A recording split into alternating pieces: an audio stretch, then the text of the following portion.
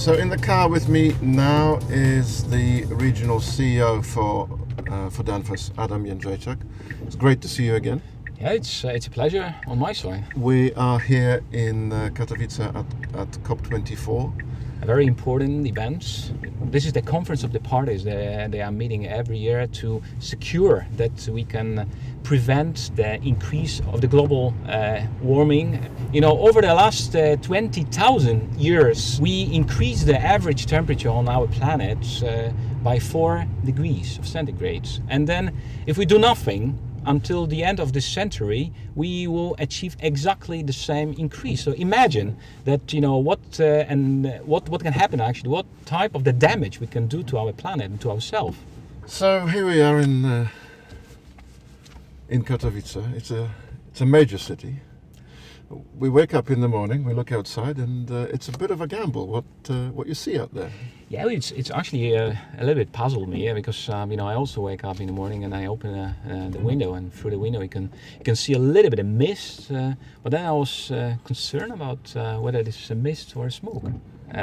We start to actually thinking about distinguishing those two things. Smoke, unfortunately, is a bit of a problem in these cities, isn't it?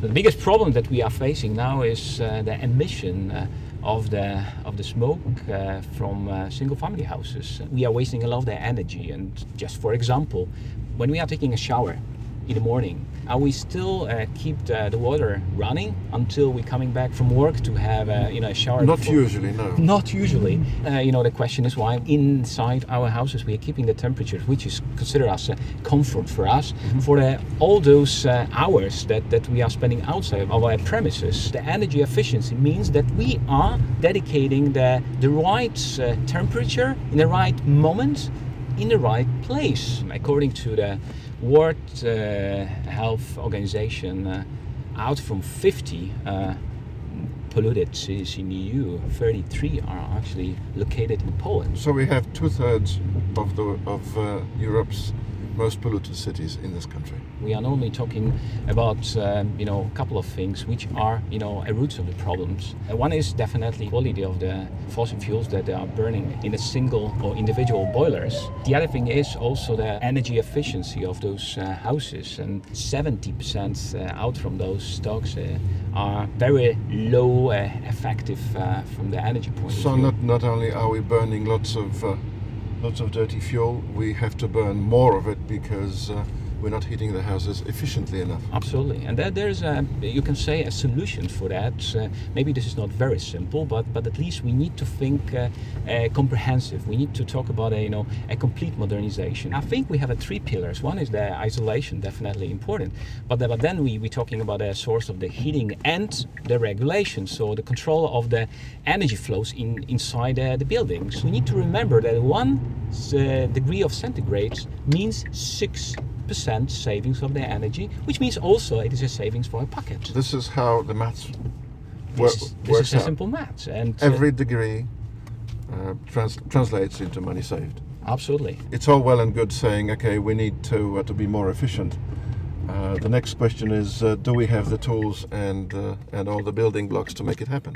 We do have the technology, so we don't need to invent them. We need to, of course, secure the energy efficiency for each and every building in the city, but as much, we need to connect the buildings, and we can link them through available technologies, and it's not only based on online connectivity, it is more. It is about the integrating water, wastewater, electricity on one system. But what you've just described is, in essence, the idea of a truly smart city.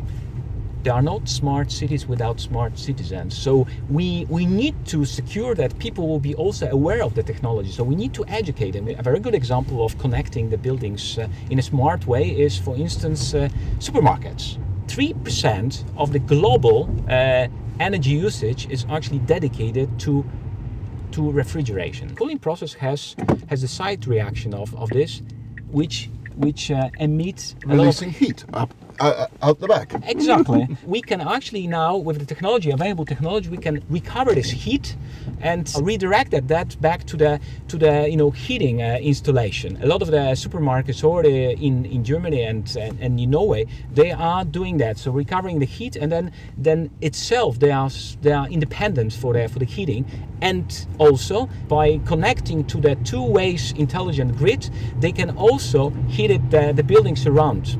And so the supermarket at the center of a community serves the community not simply by being able to go and buy your beer and these, but also you're able to buy your heating from the grid that is fed by the supermarket. Can you imagine? I mean, the payback time is 1.5 years. It's hang on. Say that again. The payback time on these sorts of installations, infrastructure installations is 1.5 years. Correct.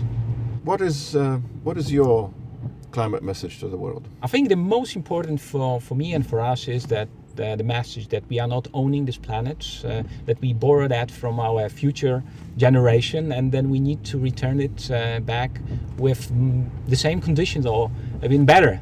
And with the damage that we are doing to our globe, I mean, we need to really have the eagerness and commitment to stop it and to secure that our kids will have a future on this planet. Adam Jędrzejczak, thank you very much. It's been a pleasure to see you again, and keep up the good work. Thanks for the nice talk, and actually, a good inspiration for continuing that. Hope you enjoyed the lift.